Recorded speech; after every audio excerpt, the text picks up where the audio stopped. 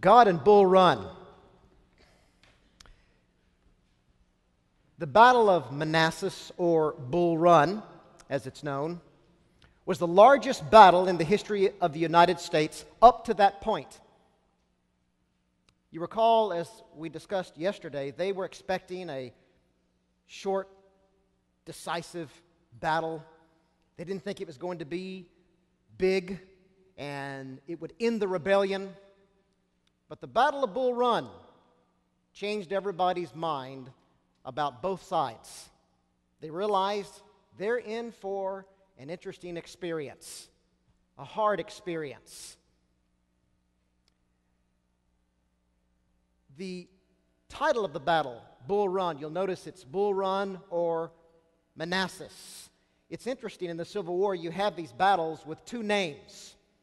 And the Union soldiers named their battles differently than the Confederates did.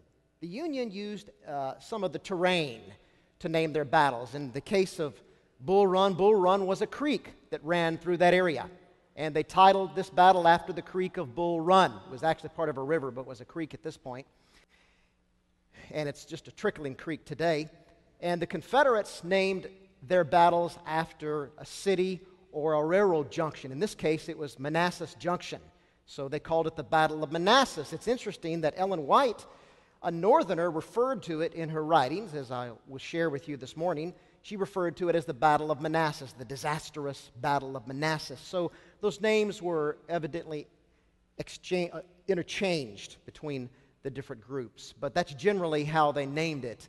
So whichever you choose, it's Bull Run or Manassas. The largest battle in American history up to this point. Our interest in the battle is divine intervention. Ellen White described an angel coming down and impacting the course of the battle at the height of the battle in the afternoon. She saw an angel come down and wave the northern troops back, and that changed the course of this particular battle. It's most fascinating for us Seventh-day Adventists. It has great spiritual truth.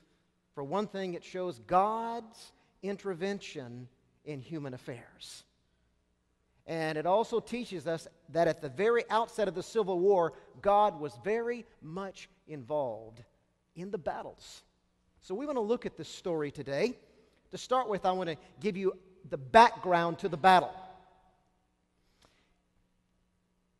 The Confederacy had transferred its seat of government from Montgomery, Alabama. Remember, we discussed yesterday the founding of the Confederacy at Montgomery, Alabama. They eventually moved to Richmond, Virginia. So then you had Washington versus Richmond. And the pressure on Lincoln was go get Richmond. And they aren't that far apart. So this made things very interesting. Both sides sought to mobilize men and resources and plot military strategies. I mentioned yesterday that Lincoln didn't have much military experience. He had been in some small battles a long time ago, but he wasn't really prepared to command a large military force. But Lincoln learned fast. He talked a lot with his generals. They gave him books to read. Lincoln read those books, and within the first year of the Civil War, Lincoln learned the basic strategy that he felt would win the war. And he became a great military president, as we all know. So both sides sought to mobilize men and resources and plot military strategies. The North had to mount an active campaign to force the Confederate States back into the Union. It was mainly the North who had to take action. The Confederacy had the easier task of countering the North's moves. All they needed to do was just sit and wait, and if Lincoln did not invade, the Confederacy would win by default. Now, there's been a myth that has circulated in various places over the years about the Civil War, and that is that the North could have easily won. With one hand tied behind its back, the North could have won. And if it got into trouble, it could have pulled the other hand out. And historians have shown that that's really not the case. Either side could have won. Without question, the North had some distinctive advantages over the Confederacy, but I want to share with you some of the advantages that both sides had here as we get into this battle, because this is crucial for the feelings about this battle, and especially how the North felt in the aftermath. The North had some distinctive advantages over the South. More manpower, for one, basically 5-2 in battle. The North had 22.5 million, and the South had 9.1 million. It had the stronger economy. The South was a weaker economy. Therefore, the North could manufacture much more weaponry than the South. The North began the war with a professional army. It wasn't that large of an army. It was about 15,000 spread across the nation. But the South had nothing. They had to start from scratch. And they did a pretty good job of building a force, but the North had won over them in this matter. The South had some advantages, too, that made them difficult for the North to beat. They only had to defend, the Confederacy only had to defend itself to win independence. As I said before, it would have won by default if the North had not invaded. And so they just had to wait, and when the North attacked, they were entrenched and ready to defend themselves. And that's pretty much what happened at Manassas. Defending home ground often exhibits greater motivation than an invader. For the South, while yes, as I said yesterday, they were in general defending their way of life, their institutions, slavery, and so forth, at the same time, they felt a sense of identity with their country, and they were protecting their own, and their motivation was very strong. That's still in the South today. I mean, it's obviously in the North as well, but I know in the South, when it comes to volunteering for the battle against terrorism, they are right on top of it. That goes back to the Civil War. Defending home ground often exhibits greater motivation than the invading force. Geography. The South had a very distinctive, huge, if you will, advantage over the North in terms of geography. The sheer size of the Confederacy, 750,000 square miles with 3,500 miles of coastline. This was a major challenge for the North in terms of invasion. And the Confederacy knew the terrain and the roads much better than the Northerners, and you see this throughout the war years.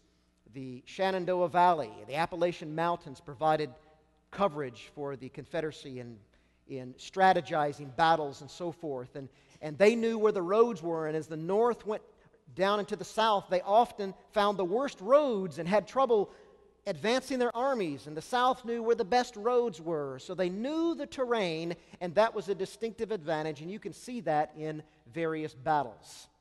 So either side could have won. A lot was at stake in this war. A lot was at stake in the first Battle of Bull Run, or Manassas. So let's look at the battle itself. Of course, we want to get the context so we understand Ellen White's vision properly. Winfield Scott, I mentioned him yesterday. He was a great American war hero by the time of the Civil War. He was old. He had fought in the War of 1812. He was a great war hero in the war with Mexico, decorated soldier, and Lincoln turned to him for strategy in defeating the rebellion in the South. And Winfield Scott advised a carefully executed strategy that would take several years in invading the South. He described an entire program of blockading their ports and strategic invasions of cities. The news media called it the Anaconda Plan that would constrict and choke the Confederacy. And it really was a brilliant plan, and Lincoln and others were not in favor of it because it would take years. In fact, Scott, along with Ellen White, was one of the only ones saying this is going to be a long, hard battle. Ellen White wasn't the only one saying that, as I mentioned yesterday. Winfield Scott was saying that as well. And Lincoln was not really happy about this strategy because it would take too long, and he was under great pressure to make this a quick, decisive war. Get it over with quickly. But Scott said it's going to take years. And in the long run, Winfield Scott was right. It did take years. Lincoln was under pressure to make it a quick and decisive blow to end the war, as I said. Manassas Junction had attracted the attention of military strategists in both the North and the South. This was a strategic location. The Confederacy had already embedded itself there. This was the place to strike. Lincoln thus sent his forces under the leadership of General Irvin McDowell, 35,000 men, to Manassas, backed up with Robert Patterson's 18,000 men. McDowell had taught classes on military strategy and been involved in some battle, but he never had commanded an army this large and never brought an army of that magnitude into battle. So he was green. His troops were green. And it was a risk. And Patterson was there backing up McDowell. But McDowell was a good strategist, however, and he had a great plan on paper. And if his troops had been more experienced, it may have worked well. And in fact, it did work well at the beginning. The Confederacy had Gustav T. Beauregard and Joseph E. Johnston heading their forces. So the first large military campaign of the Civil War pitted four forces, two Confederate groups of soldiers and two Union, against one another in Manassas, Virginia. It began on July 21, 1861. It was a hot July day. I was at Manassas a couple of years ago for the 150-year celebration. I'll say more about that in a little bit. And it was a hot day. The rangers were telling people, don't go out and hike too far. But I'm from the South. I grew up in Alabama where it gets really hot and humid.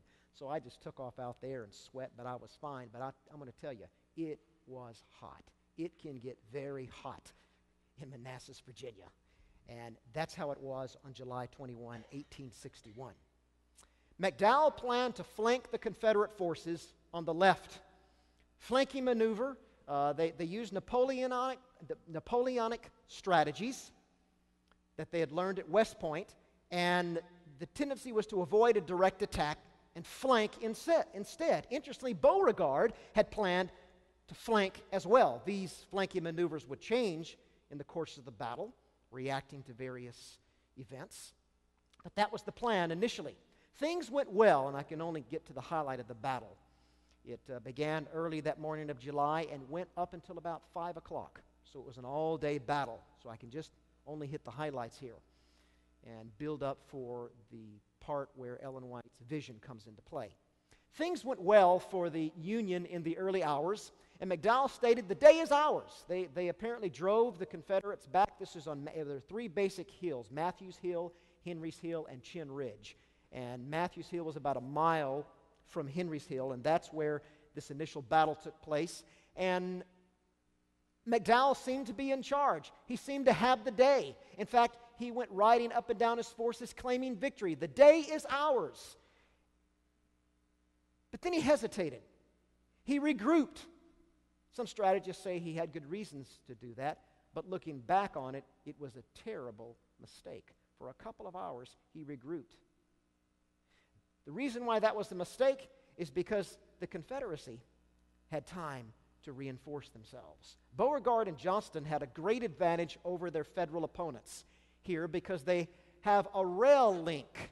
That's the Manassas Junction. The Manassas Gap Railroad connected their two forces, which meant they could transport troops to the battlefield. And this had never been done before. And so they were able to reinforce themselves with fresh troops, which made all the difference in the world. One of those reinforcements was the Virginia Brigade, commanded by Thomas J. Jackson. And if you know anything about the Battle of Manassas, that's where Jackson became famous. Jackson had served with distinction in the Mexican War and taught military science at the Virginia Military Institute. He was a fascinating character, one of the most talked about characters of the Civil War. died early on in the war, but made a significant impact, probably was the best general of the Confederacy. He became Lee's right-hand man before he was killed and made a significant contribution. He was the most famous general. He was eccentric and very religious. In fact, he had lost his wife and he felt he needed to be rigid, and he always sat up in his saddle. And they say in battle, he had fought in Mexico War, and they say in battle his eyes glowed. This man loved battle, and he was good, and he was an excellent commanding general. And Jackson and his Virginians made a strong stand on Henry Hill. And I'm just hitting some of the high points of the battle here. But there's a story about Jackson, and this is where he became famous.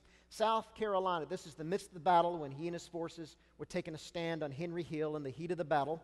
South Carolina officer Bernard B. at one point pointed to the Virginians and yelled to his men, "There stands Jackson like a stone wall.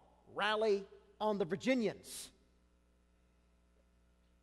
And it's debated whether B meant that positively or negatively. If it was negatively, he may have meant that Jackson was standing still like a wall. He needed to move. But most historians, and the way the story is told, at least at the battlefield of Manassas today, is that B meant that Jackson was standing solid, fierce, like a stone wall, unmovable, ready to attack. We'll really never know exactly what B meant, because shortly after he said those words, a bullet ripped through his body and he was killed instantly. So most take it as a positive statement about Jackson, and hence he received the name Stonewall Jackson. And that's the name he's most familiar with. And at the battlefield park in Manassas, there is a monument, as you see on the screen, to Jackson sitting erect with his horse, standing like a stone wall. The battle began on Henry's Hill. It gravitated, Matthew's Hill. Then it gravitated to Henry Hill. Another event took place. At the top of Henry's Hill is the home. This is the rebuilt version of Judith Carter Henry's home. You see in the background there to the bottom right, the Visitor Center. I encourage you, if you ever are close to Manassas, Virginia, if you go visit Washington, it's not too far from there, to visit this battlefield. It's important to us as Adventists because of what happened there, and go and visit the battlefield. It is a really great place to visit. In fact, I encourage all of us to visit battlefields whenever possible. They are national parks in the United States, and that's a part of our history, not only as Americans, but as Adventists, because of the experience of our pioneers in birthing Seventh-day Adventism during the heat of the Civil War. But Judith Carter Henry was a widow. She was in her home, in her bedroom, and the Union was sending shells. And one of them went through the house, landed in her bedroom, and filled her body with splinters. And several hours later, she died. The Civil War was fought in the front yards and backyards of Americans. And it began right here in this first battle. That is one unique aspect to the Civil War. It was fought on our own soil and our own backyard, literally. And her son, after he had seen his wounded mother before she died, he went outside and clung to the ground and cried out, "They've killed my mother! They've killed my mother!" It was a terrible scene. Here's a picture of the home on the left, a drawing of what it looked like after the battle. And then a year later, you can see on the right, it was totally destroyed. Soldiers would occupy it, and there was another battle there, the Second Battle of Manassas, and so there wasn't much left after all of that. Another interesting feature of this first battle is the rebel yell. This is when it was first introduced by the rebels. Now, both sides had chanting, and I understand our military forces have chanting going into battle, some today.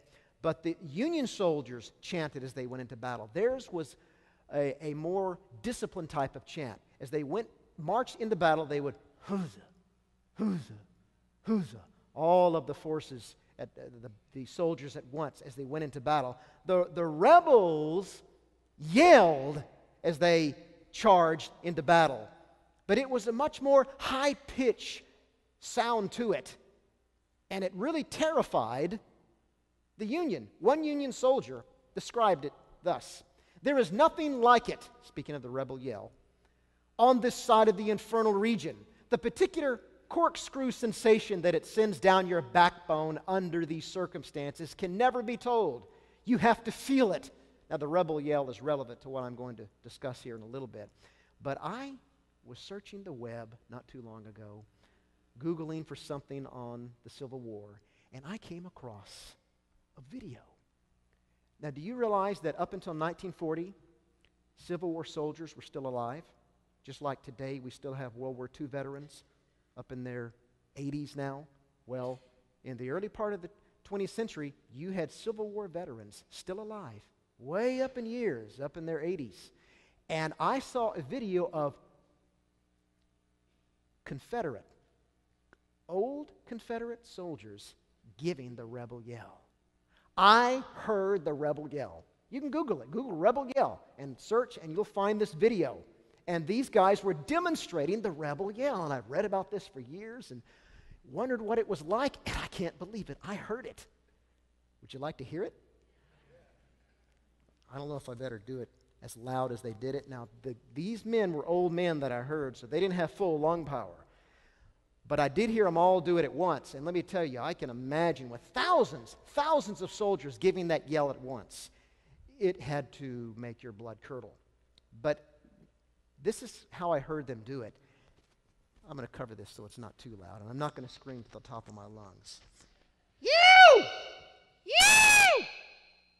You! Imagine 10,000 men, or groups of 6,000, shouting like that. That high-pitched scream. It's no small wonder the Union force was taken back when they first heard it. That's the rebel yell.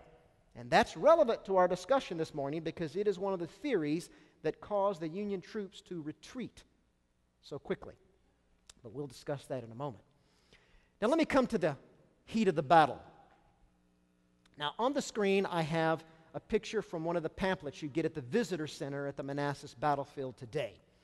Took a picture of it because I think it captures the heat of the battle. This was at 4 p.m. That was the beginning of the last hour of the battle. Let me point out a few things on there, and I'm not able to use my laser because I'm not in front of the screen, but so I'll just describe it for you. To the left, you'll see the visitor center today. You see all the trees there? Those trees did not exist. They were not there in July of 1861. It was an open field. Now you'll see in the center bottom the Henry House. I described that a moment ago, and beneath it is Henry Hill. To the left you see Ricketts Battery. That's a series of cannons. That was very significant in the battle as well. You see the red line. It says the new Confederate line at 4 p.m. Much of that is led by Jackson's brigade as they are advancing towards the Union. You see the blue bars there with the arrows pointing behind them. That is the Union force advancing against the Confederate line. And back on Chin Ridge, which didn't have all the trees on it, there were some trees, but not the forest you see there now. You see the Chin House site in the back, and then to the far left, you see the reddish-orange bars. Those were Confederate reinforcements. They had decided to make a major left flanking maneuver there. So they were setting up those reinforcements to flank. And the Union had advanced. And those bars there, that represents thousands of Union soldiers. We're talking, this was massive here. All right, these massive forces were clashing with one another. And then you see Howard's division in the back there, in the backward part of Chin Ridge, who they were also attempting to flank. And you see the Union infantry to the far right of the screen, so you had flanking maneuvers going on. But this was at the height of the battle. A lot of fighting had already taken place. Ricketts Battery, that is the cannons, those went back and forth. The Confederates owned it at once. Then the Union took it back. Then the Confederates took it back. The battle went back and forth throughout the day. Remember, this started like at 6 a.m. in the morning. It's reached its climax here at 4 p.m. So you have this massive gray line advancing towards the Union. The Union forces, the massive Union forces coming back at them. And according to the story most often told, this is when the rebel yell came into play. And as a result of these Confederate forces advancing, the Union turned the Union soldiers began to retreat. You'll see the arrows pointing back. That's showing the retreat. They went back toward the Manassas-Sudley Road you see there, and to the right of the screen, they went back and ran back towards Washington. They retreated all the way back to Washington. It was a sad day. Now, that's the battle in a nutshell. Now, let me tell you something else that was a planned strategy, and it's important for what we're going to get to here, of the Confederates. They had planned, I'd mentioned those forces there in the left, upper left of the screen. They were, and remember the trees weren't there. You had Stuart's cavalry. You had several other divisions. They were planning a major flanking maneuver. They were going to come up by the Chin Ridge House and hit as the Union was advancing on that Confederate line. You see, the strategy was to hit them head on, so you'd have a head-on battle, but while their attention is focused on the soldiers in front of them, they would flank them. That was a typical strategy. And that's what they had planned to do here. And they were going to come and hit the Union from the left and behind and destroy them. But it never happened. Those arrows on the screen never happened. That was the plan, the projected strategy, but it never happened because the Union soldiers retreated. And the retreat happened so fast, you read in the records, and they're all online, many books, the records of officers, both Union and Confederate, describing this event and the entire battle. The Confederates were confounded when the Union suddenly retreated. They didn't really know what to do, and they didn't pursue them. They didn't pursue them. They could have taken them, won the battle had they pursued them, but they didn't. They were amazed that you read the record and say, what happened here? And they just weren't in a position to really go after them. So that's the battle in a nutshell. The retreat has received a lot of attention. Here's an artwork of the retreat. I'll say more about the retreat in a minute, but let me just tell you what had happened. Remember, Washington thought this would be a short, easy battle. In fact, the soldiers were marching, the Union soldiers marched there all night long, and they were exhausted, but they were confident. This will be an easy battle. We will take them, old rebels, really easy. And the civilians believed that as well, so much so that several miles from the battlefield, you had congressmen, you had families, civilians, sitting on the hills with picnic baskets and children playing to watch the battle. They believed it was going to be that easy of a battle, and the Confederates would lose that quickly. They brought their families and picnic baskets to watch the battle. Well, things certainly didn't go as they thought. And they suddenly saw all these Union soldiers panickingly running towards them. And they all mingled together on the road back to Washington. It was a disaster. And many lives were lost then when these civilians mingled with these soldiers. It was a stampede. I'll say more about that later on. But that's the battle in a nutshell. Now, let me share with you my experience of going to the 150-year anniversary. Remember, this is the sesquicentennial of the Civil War, these 4 years now, 2011 to 2015, the 150-year anniversary celebration of the Civil War. In just a few short weeks, you'll have the 150-year anniversary of Gettysburg. And I don't know how I would advise anybody to go there now because it will be crowded. Gettysburg is a huge place, but you want to go to Gettysburg sometime in the future. I'm going to say more about that tomorrow. That park today is just an unforgettable experience. But so is Manassas. And so I was there, and it was a huge celebration. They had military forces there. They had all the reenactors. Have you heard about Civil War reenactors? Let me tell you something. These guys, if you've never experienced them, this is my first time. I've just gotten into the Civil War over the last couple of years. These guys are real. They take it seriously.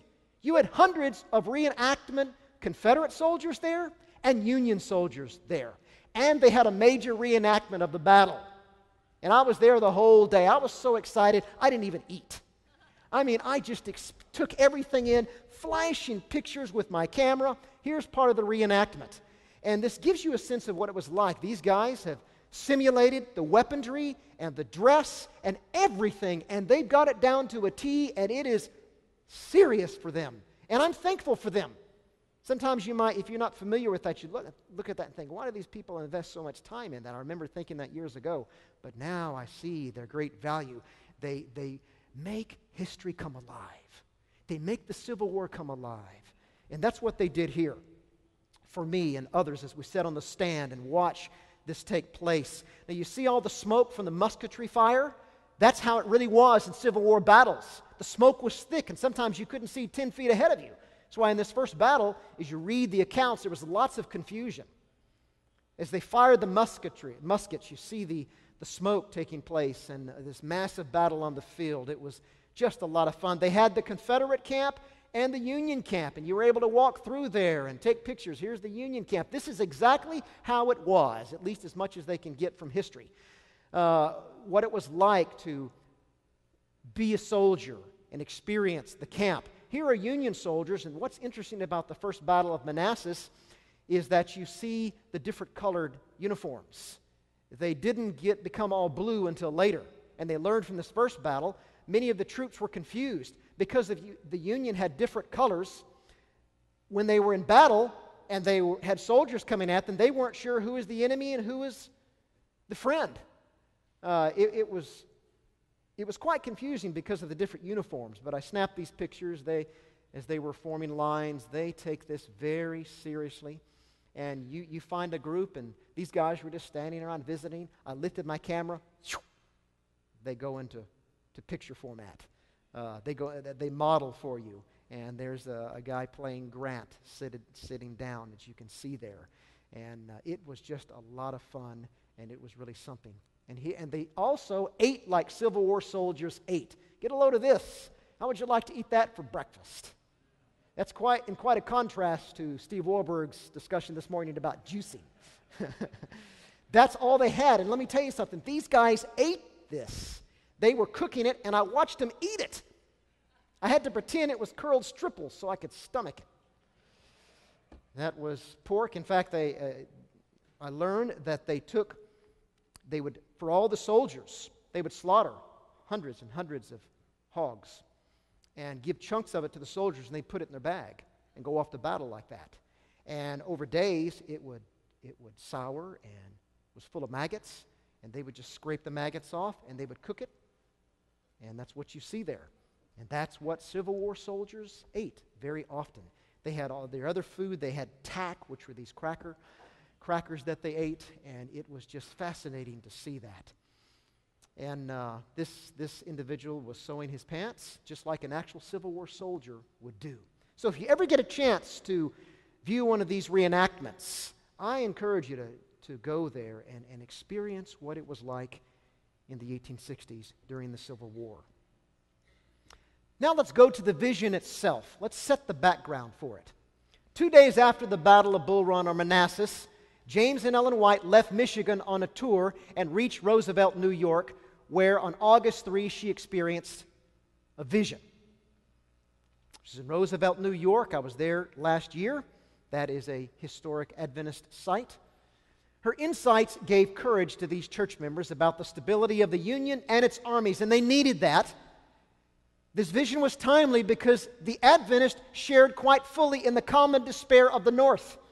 Because the Battle of Manassas was a disaster, the retreat of the Union soldiers, it was basically a Confederate victory.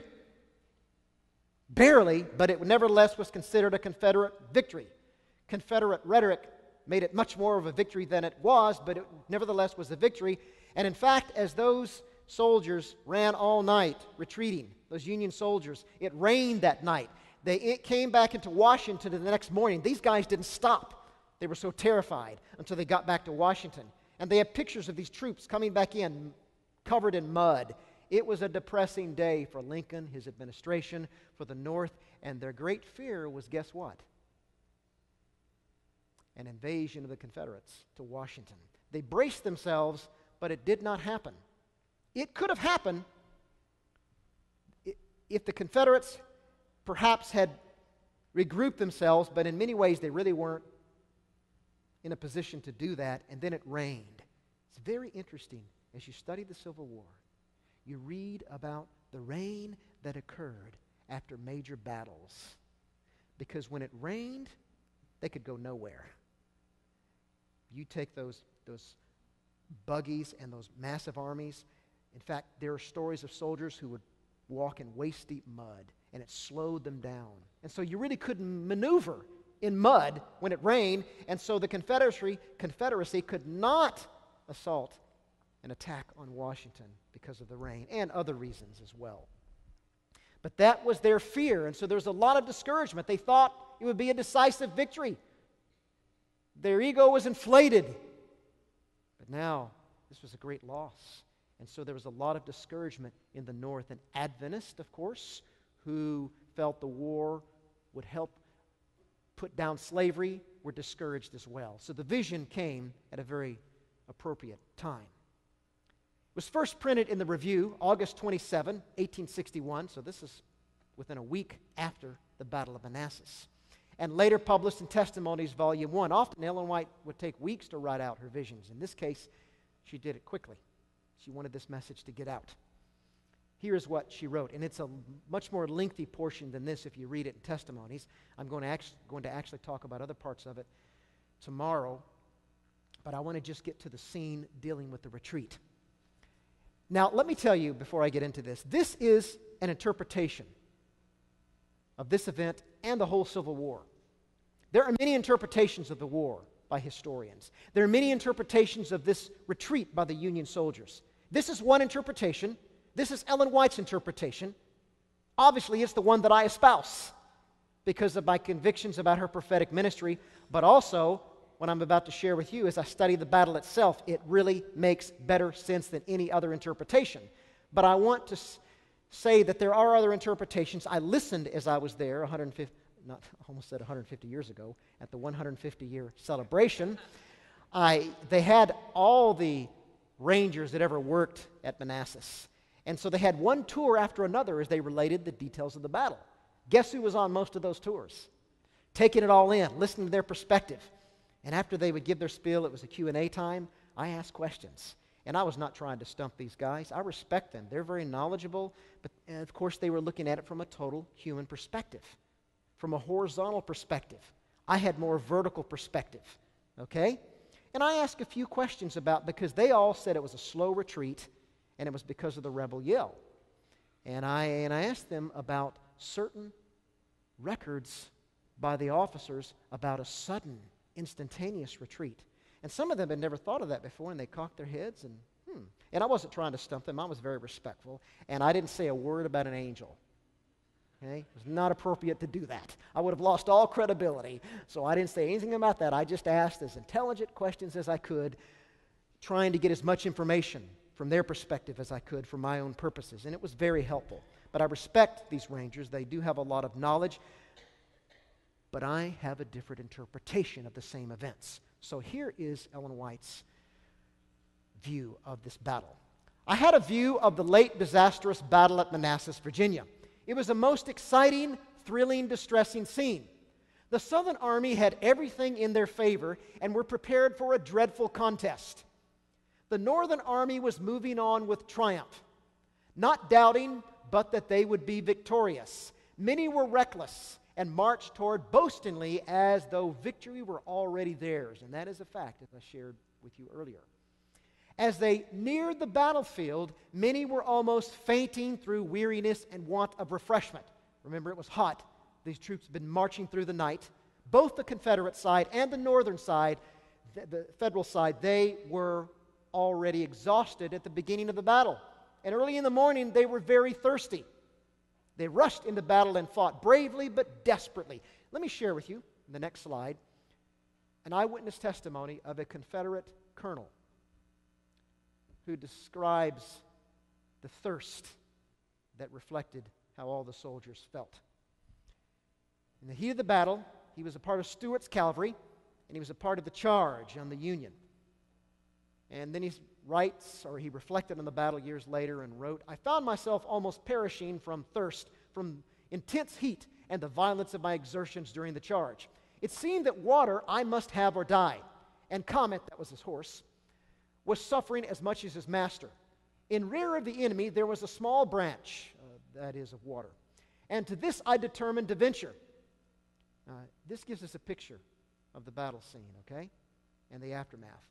Its banks were lined with the enemy, wounded, who had crawled there to drink, and many had died with their heads in the water. The dark blood flowing into and gradually mingling with the stream. And as he goes on in the narration, he describes he took his horse and they tried to find places in the water where there wasn't blood. And even in the places where he drank, where the water was clear, he said it had a peculiar taste to it. In fact, if you read the testimonies of the soldiers, and I'll give you some of those testimonies tomorrow, they say that after the battlefield, when they would walk through all the dead piled upon each other, there was a certain smell. It was a smell of blood, and they say they all became accustomed to it, and it was the same smell after every battle.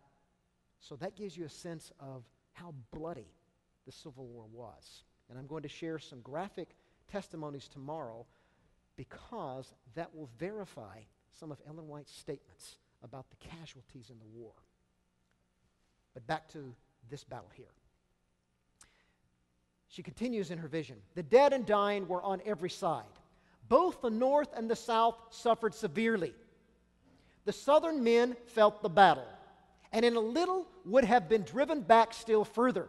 See, she's making general strokes statements because she just saw this. She didn't know the details and the flanking maneuvers and all of that. She's just describing what she had seen.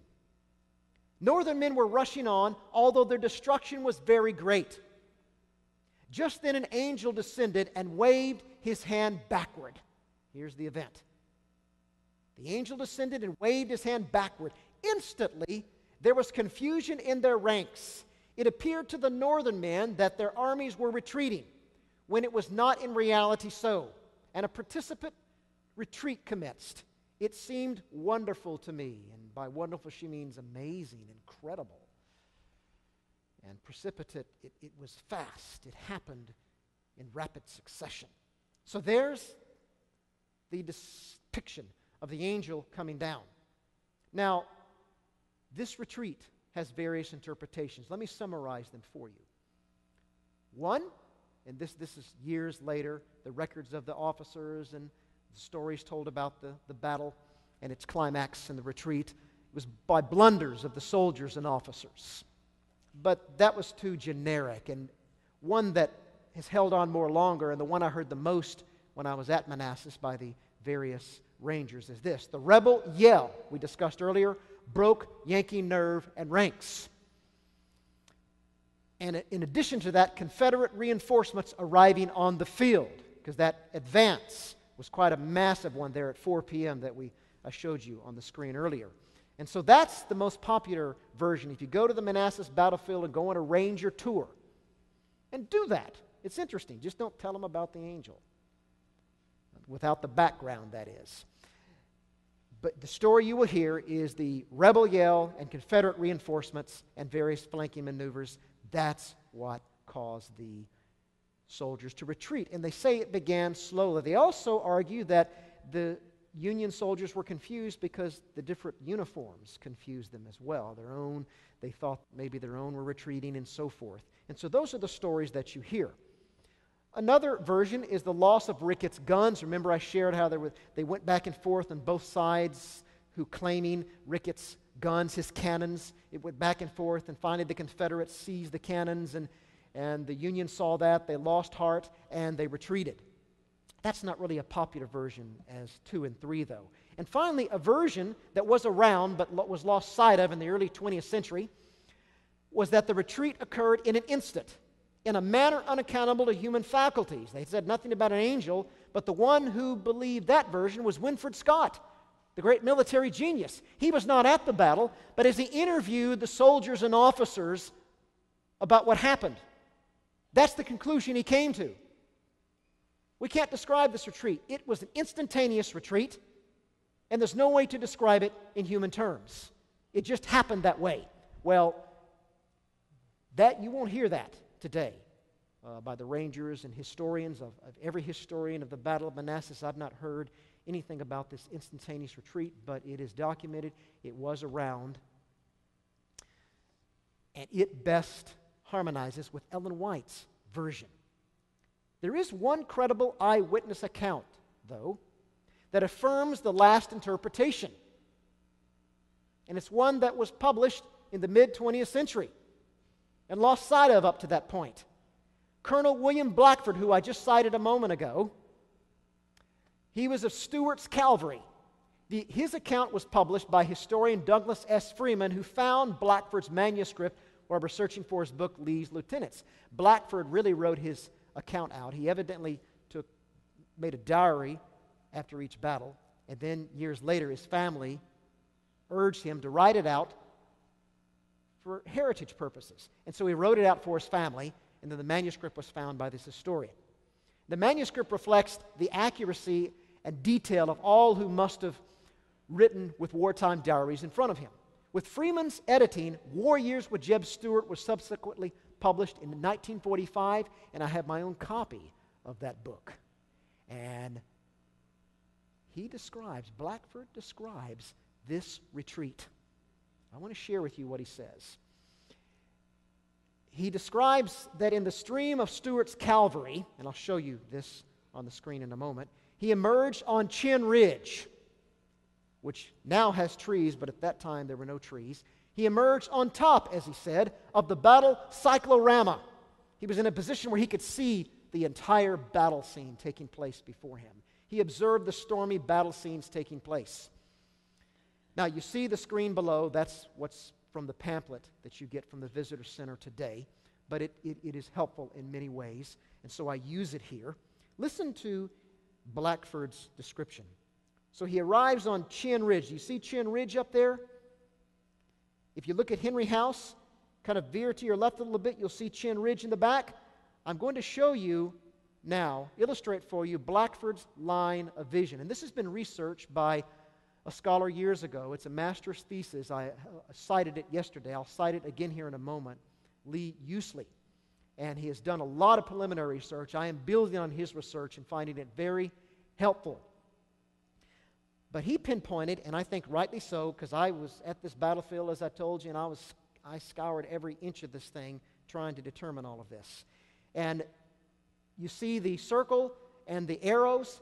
That represents Blackford's position, the big dot, and the arrows represent his line of vision, everything he could see. So the Union forces attacking the Confederates and the Confederates advancing towards the Union, that clash, he could see that with great clarity from his vantage point up on the hill of Chin Ridge. Now remember, the trees were not there, so his vision was clear. So let's read his account. It was now about 4 o'clock, and the battle raged with unabated fury. The lines of blue were unbroken. You see the bars there. And at this point, the arrow pointing backwards, they hadn't started retreating yet. They were very organized and disciplined. And huzzah, huzzah, huzzah, advancing on the Confederates with their "Yew!" rebel yell. The lines of blue were unbroken, and their fire as vigorous as ever, while they surged against the solid walls of gray, standing immovable in their front. You see that big red line? That's the solid walls of gray. And again, the blue is the Union forces. But now the most extraordinary spectacle I have ever witnessed took place. I had been gazing at the numerous well-formed lines as they moved forward to the attack, some 15 or 20,000 strong in view. So those 3 blue bars, that represents about 15 or 20,000. This was a massive battle here. So some 15 or 20,000 strong in view. And for some reason, had turned my head in another direction for a moment, when someone exclaimed, pointing to the battlefield, "Look, look." I looked, now see his line of vision there, see the arrows? I looked, and what a change had taken place in an instant, where those well-dressed, well-defined lines with clear spaces between had been steadily pressing forward. The whole field was a confused swarm of men, like bees, running away as fast as their legs could carry them, with all order and organization abandoned. In a moment more, the whole valley was filled with them as far as the eye could reach.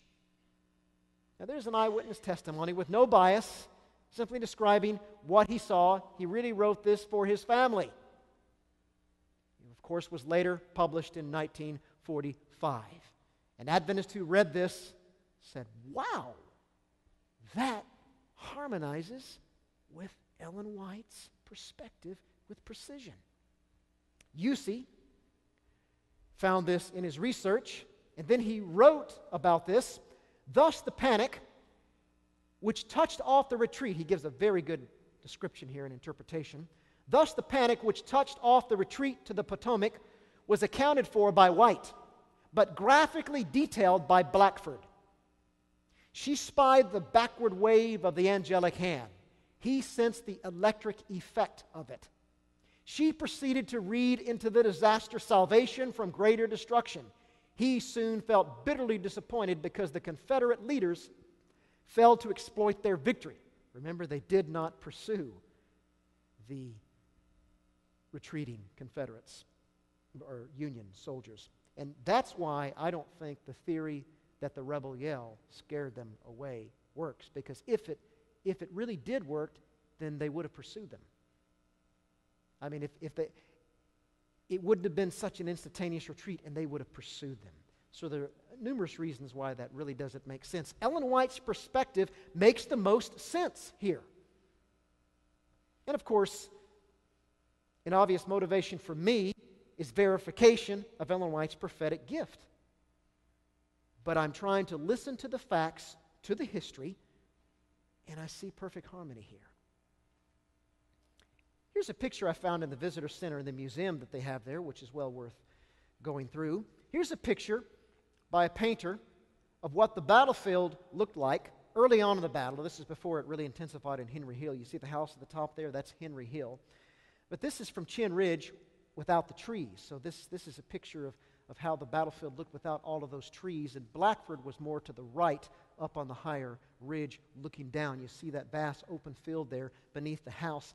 At the height of the battle, that was when it was filled with all the soldiers. And that gives you a sense of what Blackford was able to see on the battlefield. Now, I was interested myself in, as far as possible, determining the approximate, if not the precise location where this angel came down. Just a personal interest of mine. So, of course, I went all over the battlefield, and I theorized it may have been on Chinn Ridge because there was a major retreat, a sudden breakup of Howard's division, you see there, and a retreat.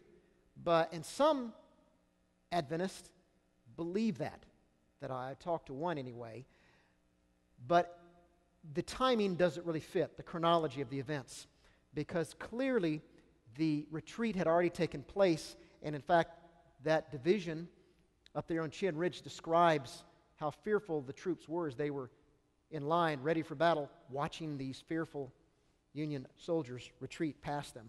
And that didn't help their morale. And then when they were confronted with the Confederate force, they turned and retreated as well. So it had to have happened on Henry Hill. That's the beginning of this instantaneous retreat. You see the arrow to the left? You see Confederate reinforcements, the arrow to the left? I was right at the end of that arrow. And I took this picture from the side of the battlefield. And you see straight ahead Ricketts' guns. The cannons, look to the left, and you'll see the tall tree. Then you see the small tree. I think it took place, the heart of the battle, and where the angel came down, right in that approximate location. Here's from another vantage point. I'm standing in front of Ricketts' guns, and I'm pointing to the approximate location where I believe the angel descended. Now, is that really that important? No, what's important is that it happened. But that's just for my personal interest, and I thought you might be interested in that too. I probably won't put this in the book that I'm writing now on this whole thing. But I thought it was exciting when I finally determined this is where it happened. This is where a divine intervention occurred. That was just a little faith-building thing for me. That may or may not be important to you. I have nothing to urge there. The retreat. The point is that it happened. The stampede from Bull Run. Here's an piece of artwork about that retreat after they had left the battlefield and were running, and they mingled with all the visitors and civilians, and even congressmen were there on the battlefield. One congressman was arrested by Confederates and taken to a prisoner and brought to Richmond. Here's an eyewitness description of the retreat, and it gives you a sense of the panic-stricken soldiers, which affected the other crowd, the rest of the crowd. At 5:30, remember it happened at 4, and by 5. They're all retreating now, 5 o'clock in the afternoon. By 5, the Federal troops were in full retreat, pursued at different points by a Black Horse Cavalry of Virginia. There was some pursuit, but it never was really followed through. Retreat is a weak term to use when speaking of this disgraceful rout. The terror-stricken soldiers threw away their arms and accoutrements, herding along like a panic-stricken flock of sheep, with no order whatever in their flight. Wounded men were crushed under the wheels of the heavy, lumbering chariots that dashed down the road at full speed. Light buggies containing members of Congress were overturned or dashed to pieces in the horrible confusion of the panic. And so this was not a good experience. And so a lot of people, including civilians and soldiers, lost their lives in the stampede to get away from the battle. And of course they were all saying, the Confederates are upon us. And so they were terror-filled, and that filled the civilians with terror. And of course the Union soldiers that had seen that whatever it was that terrified them, we would believe that it was an angelic manifestation, but they didn't know what it was. It just terrified them. And they ran literally all night long. They did not stop until they got to Washington that next morning. Let me continue with the vision, a few more points. And this is a significant statement, she said, right after describing the angel. Then it was explained that God had this nation in His own hand. I find that to be an encouraging statement, not only to the people back then, the Adventists back then, but to us today. More on that in a little bit. That God had this nation in His own hand and would suffer no victories to be gained faster than He ordained, and no more losses to the northern men than in His wisdom He saw fit to punish the North for their sin. This is a pattern right here, this statement, that worked itself out in various battles of the Civil War. And I'm going to unpack the results, or if you will, the fulfillment of this statement tomorrow morning. But let me move on here. Now, you remember the projected Confederate flank illustrated there by the bright red arrows on the screen? Come by the Chin House site, an assault from the left flank and from behind the Union as they were preoccupied with the Confederates in front of them. It never happened because the Union retreated. But had they not retreated, they would have been flanked by this massive force to their left and behind them. And it would have been a disaster. Listen to this next statement by Ellen White. And in this battle, had the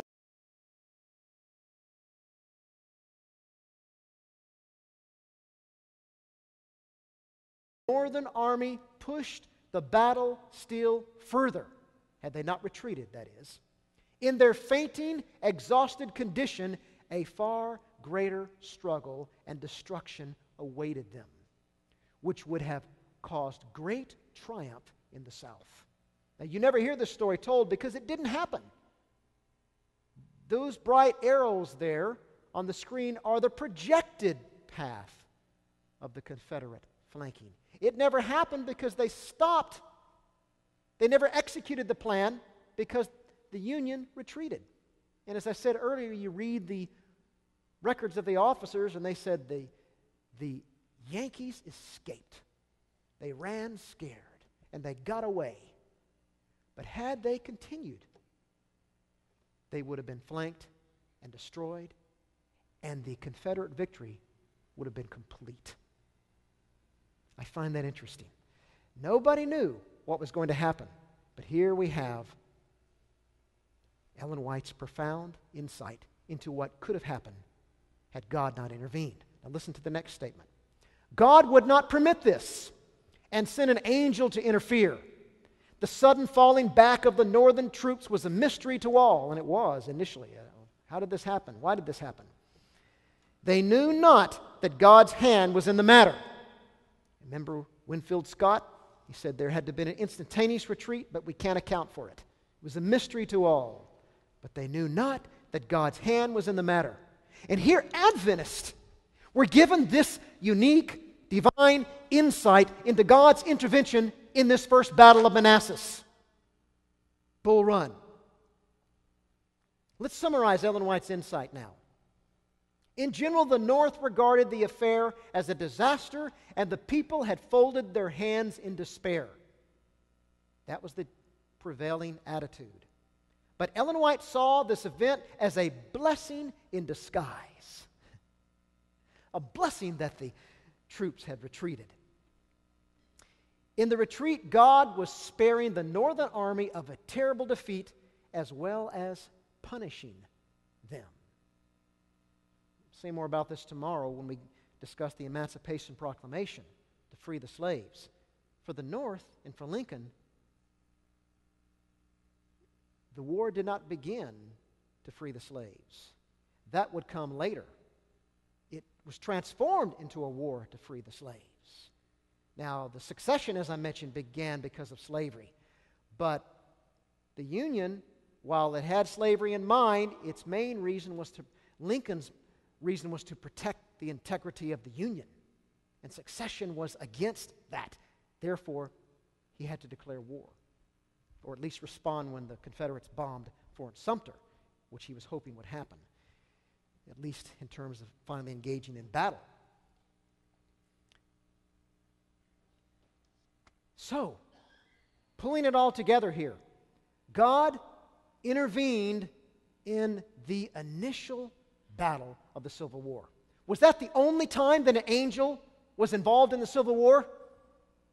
Ellen White says nothing about any more angelic involvement in the battlefields.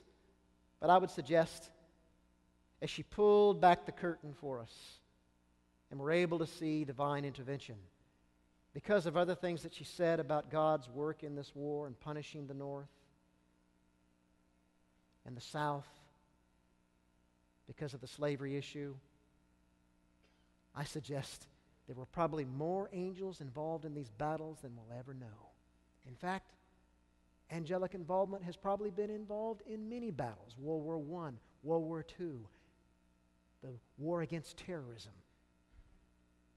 What are some assurances we can draw from this event as I bring it to a close now? First of all, her statement, God has this nation in His hands. What an assurance.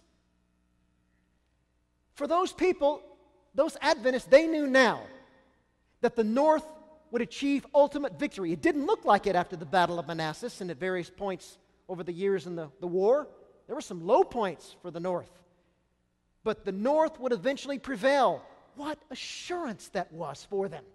And I want to tell you, that I think is assurance for us. Today, I would assert God has America in His hands. She's not spoken like a dragon yet. This is the greatest country in the world today.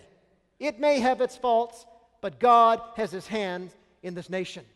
And as we look at things transpiring around us today, from terrorism to the IRS and all of these things, listen, God has this nation in His hands. And the work of God can go forward in that context. And let me tell you something. Earlier in the week, a few came up and shared some conspiracy theories with me. Lincoln's involvement, the Jesuits, and so forth. And what I'm about to say, I am not speaking to those individuals because I thought they were balanced in what they shared about the conspiracy theories. But let me just say, I've encountered lots of conspiracy theories in my work about the United States, 9/11, and so forth. And I meet people that are obsessed with conspiracy theories. And I think we can become very unbalanced about conspiracy theories and get too caught up in them. I don't think we need to worry so much about all these conspiracy theories because God has this nation in His hands. So we need to be careful. In fact, if you are, and I'm speaking generically here, if you are so caught up in conspiracy theories that they give you that you get your spiritual high from learning about conspiracy theories, I would assert something's wrong. Something's wrong. Our spiritual high should be engaging with the Word of God and communion with the Holy Spirit and praying to Jesus and witnessing for Him. Again, I'm not saying we should ignore conspiracy theories. I'm not throwing them all out the window. I'm just saying we need to be balanced and not get too caught up in conspiracy theories. But here's conspiracy theories. Here's the point. When I hear about these conspiracy theories, I don't really worry about America and 911 and Jesuits and all of this.